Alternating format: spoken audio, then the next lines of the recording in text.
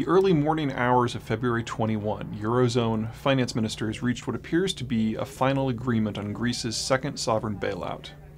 Roughly 130 billion in new funds from eurozone governments and the IMF, plus another 100 billion euro in write-downs by private investors, are formally intended to bring Greece's finances back into some semblance of sustainability within 8 years. There are no shortage of reasons to be doubtful that the bailout will work. Greece is massively indebted, even with the bailout and write-downs. Its economy has been in recession for 5 years, and considering the austerity on order, it's likely to be in recession for years to come, making it impossible for Greece to grow out of its debt.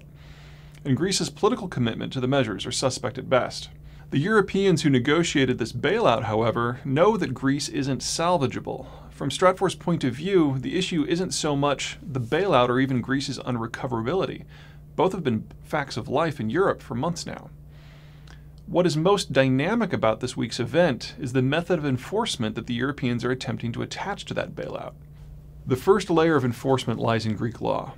The Europeans are well aware that a 50+% write-down is not something that the holders of Greek debt are exactly eager to accept, and many are betting that if they don't accept the write-down, that the Europeans will fully fund the bailout anyway, allowing their assets to avoid the write-down completely.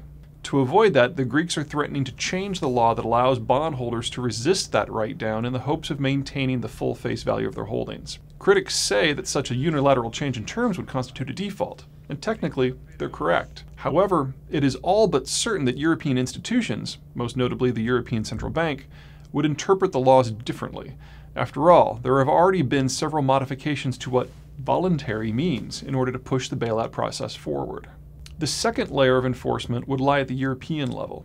The Europeans plan to force the creation of a separate account into which the bailout money flows, so that an administrator can employ tactical control over disbursements without having to involve the entire Eurogroup in endless negotiations with the Greek government.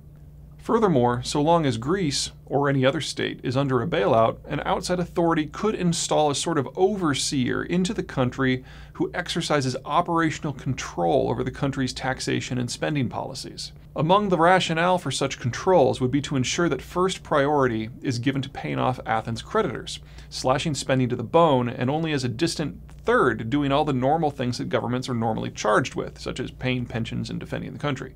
If implemented according to design, the European enforcement mechanisms are tantamount to the dissolution of state authority. For Stratfor, the implementation of such measures marks where the political aspects of the crisis begin to overwhelm the financial aspects.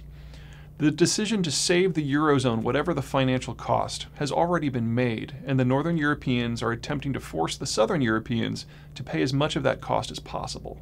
From now on, the question isn't whether there will be more bailouts. There will. The question now is how will the targeted states react to the systematic dismantling of their sovereignty?